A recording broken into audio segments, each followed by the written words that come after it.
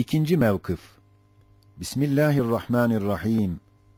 Kul huvallahu ahad, Allahus samed.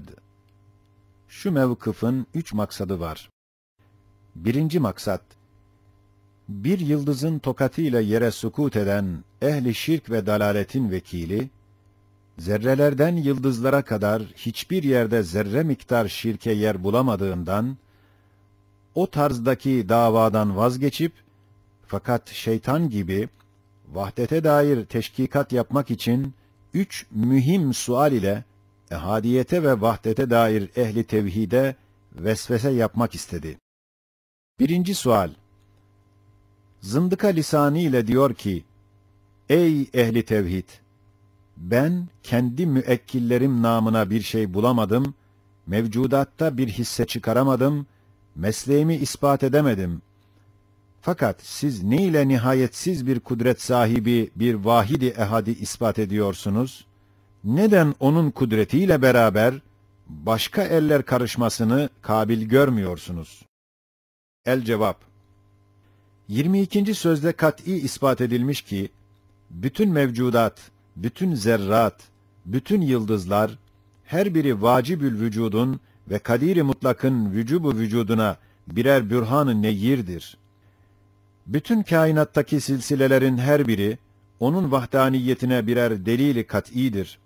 Kur'an-ı Hakim, hadsiz bürhanlarında ispat ettiği gibi, umumun nazarına en zahir bürhanları, daha ziyade zikreder, ez cümle. وَلَئِنْ سَأَلْتَهُمْ مَنْ خَلَقَ السَّمَاوَاتِ وَالْأَرْضَ لَيَقُولُنَّ اللّٰهِ وَمِنْ آيَاتِهِ خَلْقُ السَّمَاوَاتِ وَالْأَرْضِ وَاخْتِلَافُ أَلْسِنَتِكُمْ وَأَلْوَانِكُمْ gibi pek çok ayatla Kur'an-ı Hakim hilkat-ı arz ve semavatı vahdaniyete bedahet derecesinde bir bürhan gösteriyor ki, ister istemez zişuur olan her adam hilkat-ı arz ve semavatta biz zarure Halik-i Zülcelal'ini tasdik etmeye mecburdur ki leyekulunallah der. Birinci mevkıfta nasıl bir zerreden başladık, ta yıldızlara ve semavata kadar sikke-i tevhidi gösterdik. Kur'an-ı Hakim şu nevi ayatla yıldızlardan ve semavattan tutup ta zerrelere kadar şirki tard eder. Şöyle işaret eder ve manen der. Semavat ve arzı böyle muntazam halk eden bir kadir-i mutlakın, elbette devair-i masnuatından olan manzume-i şemsiye bilbedahe onun kabza-i tasarrufundadır. Madem o kadir-i mutlak, şemsi seyyaratı ile kabza-i tasarrufunda tutuyor ve tanzim ve teshir ve tedvir ediyor, elbette o manzume-i şemsiyenin bir cüz'ü ve şems ile bağlanan küre-i arz dahi kabza-i tasarrufunda ve tedbir ve tedvirindedir. Madem küre-i arz kabza-i tasarrufunda ve tedbir ve tedvirindedir, bilbedahe arzın yüzünde yazılan ve icat edilen ve yerin meyveleri ve gayatı hükmünde olan masnuat dahi onun kabza-i rububiyetinde ve terbiyesindedir. Madem bütün zeminin yüzüne serilen ve serpilen ve yüzünü yaldızlayan ve zinetlendiren ve her zaman tazelenen, gelip giden ve zemin onlarla dolup boşalan umum masnuat, kabza-i kudret ve ilmindedir. Ve adlü hikmetinin mizanıyla ölçülüp ve tanzim edilir. Madem bütün enva onun kabza-i kudretindedir, elbette o envaın muntazam ve mükemmel fertleri ve alemin küçük misal-i musaggarları ve enva-ı kainatın bilançoları ve kitab-ı alemin küçücük fihristeleri hükmünde olan cüz'i fertleri, bilbedahe onun kabza-i rububiyetinde ve icadındadır ve tedbir ve terbiyesindedir. Madem her bir zihayat, kabza-i tedbir ve terbiyesindedir, elbette o zihayatın vücudunu teşkil eden hüceyrat ve küreyvat ve aza ve asab, bilbedahe onun kabza-i ilim ve kudretindedir. Madem her bir hücre ve kandaki her bir küreyvat, onun taht-ı emrindedir ve daire-i tasarrufundadır ve onun kanuniyle hareket ederler. Elbette bütün bunların maddi esasiyesi ve bütün onlardaki nakş-ı sanata ve nesc-i nakşan mekikler ve yaylar hükmünde olan zerrat dahi biz zarure onun kabza-i kudretinde ve daire-i ilmindedir. Ve onun emriyle, izniyle, kuvvetiyle muntazam harekat yapar, mükemmel vezaif görürler. Madem her bir zerrenin hareketi ve vazife görmesi, onun kanuniyle, izniyle, emriyledir. Elbette teşahhusat-ı vecihiye ve herkesin yüzünde herkesten onu temyiz edecek birer alamet-i farika bulunması ve simalar gibi seslerde, dillerde ayrı ayrı farklar bulunması, bilbedahe onun ilim ve hikmetiyledir. İşte şu silsileye mebde ve müntehayı zikrederek işaret eden şu ayete bak. وَمِنْ آيَاتِهِ خَلْقُ السَّمَاوَاتِ وَالْأَرْضِ وَاخْتِلَافُ أَلْسِنَتِكُمْ وَأَلْوَانِكُمْ إِنَّ فِي ذَٰلِكَ لَآيَاتٍ لِلْعَالِمِينَ. Şimdi deriz, ey ehli şirkin vekili! İşte silsile-i kainat kadar kuvvetli bürhanlar, meslek-i tevhidi ispat eder ve bir kadir-i mutlakı gösterir.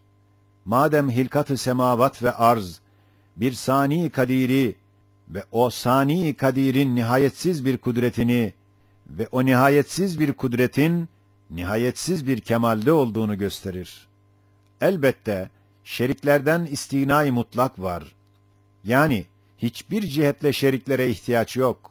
İhtiyaç olmadığı halde neden bu zulümatlı meslekte gidiyorsunuz? Ne zorunuz var ki oraya giriyorsunuz? Hem de şürekâya hiçbir ihtiyaç olmadığı ve kainat onlardan müstani mutlak oldukları halde, şerik-i uluhiyet gibi, rububiyet ve icat şerikleri dahi mümtenidirler. Vücutları muhaldir. Çünkü semavat ve arzın saniindeki kudret, hem nihayet kemalde, hem nihayetsiz olduğunu ispat ettik.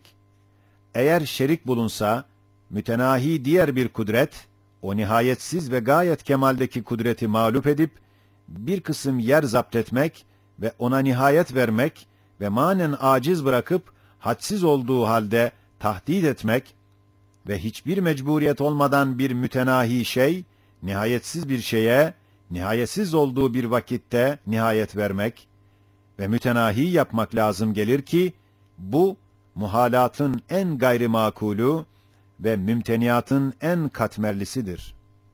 Hem şerikler, müstaniyetün anha ve mümteniyatün bizzat, yani hiç onlara ihtiyaç olmadığı gibi, vücutların muhal oldukları halde, onları dava etmek sırf tahakkümidir. Yani, aklen, mantıkan, fikren o davayı ettirecek bir sebep olmadığı için, manasız sözler hükmündedir. İlmi usulce, tahakkümi tabir edilir. Yani, manasız davayı mücerrettir. İlmi kelam ve ilmi usulün düsturlarındandır ki, denilir. La ibrete lil ihtimalil gayrin naşi an delilin ve la yunafil imkanud zatiyyül yakînel ilmiyye. Yani, bir delilden, bir emareden neş'et etmeyen bir ihtimalin ehemmiyeti yok. Kat'î ilme şek katmaz. Yakîn-i hükmiyi sarsmaz. Mesela, zatında Barla denizi yani Eğridir gölü, imkan ve ihtimal var ki, pekmez olsun, yağa inkılap etmiş olsun. Fakat, madem bir emareden o imkan ve ihtimal neş'et etmiyor, onun vücuduna ve su olduğuna kat'î ilmimize tesir etmez, şek ve vesvese vermez. İşte bunun gibi mevcudatın her tarafından, kainatın her köşesinden sorduk. Birinci mevkıfta gösterildiği gibi, zerrattan yıldızlara kadar ve ikinci mevkıfta görüldüğü gibi, hilkat-ı semavat ve arzdan ta simalardaki teşahhusata kadar hangi şeyden soruldu ise, lisan-ı hal ile vahdaniyete şehadet ve sikke-i tevhidi gösterdi. Sen de gördün. Öyleyse, kainatın mevcudatında bir emare yok ki, bir şirk ihtimali ona bina edilsin. Demek, davayı şirk, sırf tahakkümi ve manasız söz ve davayı mücerret olduğundan, şirki iddia etmek, mahz-ı cehalet, aynı belahettir. İşte ehli dalaletin vekili, buna karşı diyeceği kalmıyor.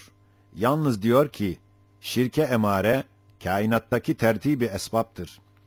Her şeyin bir sebeple bağlı olduğudur. Demek esbabın hakiki tesirleri vardır. Tesirleri varsa, şerik olabilirler. El-Cevap: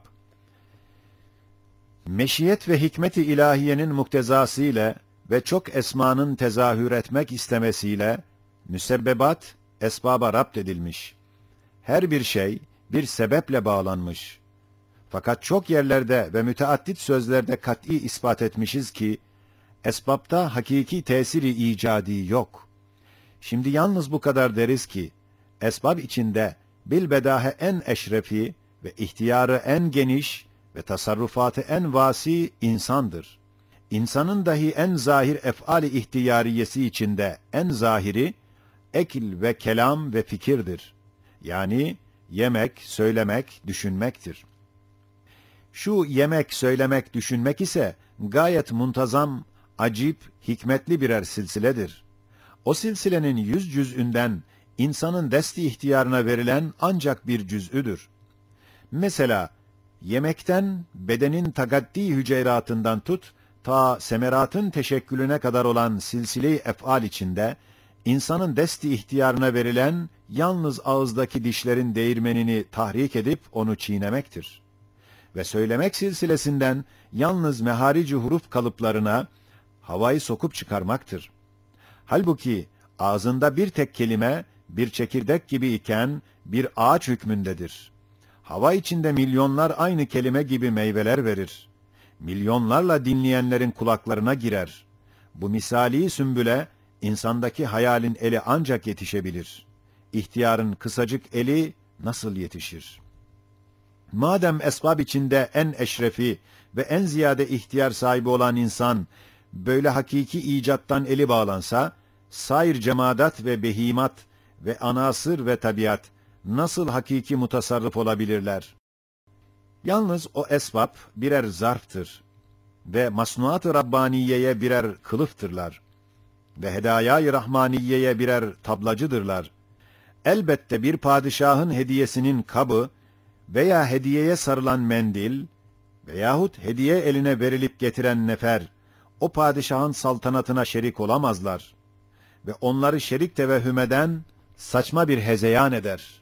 Öyle de esbab-ı zahiriye ve vesait-i suriyenin rububiyet-i ilahiyeden hiçbir cihette hisseleri olamaz. Hizmet-i ubudiyetten başka nasipleri yoktur.